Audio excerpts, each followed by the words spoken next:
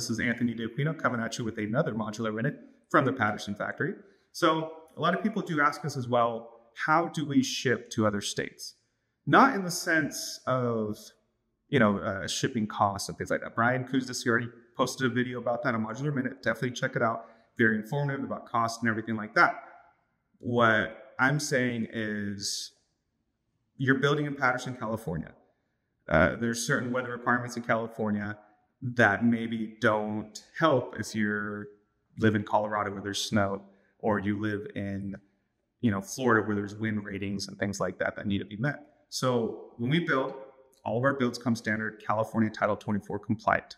We actually exceed a lot of those standards, but they will come California Title 24 compliant. Now, for shipping to, let's say, Massachusetts, with a wind rating of 119 miles per hour that isn't required in Patterson, California, or a snow load rating of 60 pounds that isn't required in Patterson, California, because it doesn't snow in Patterson, we will, when we ship it and build it and engineer, all that good stuff, meet those local requirements. So when it is shipped, it'll all be meeting those requirements for snow loads and wind ratings and things like that. So great question. Feel free to leave a comment with another question that you want to see featured in a future modular minute. Awesome. Thank you.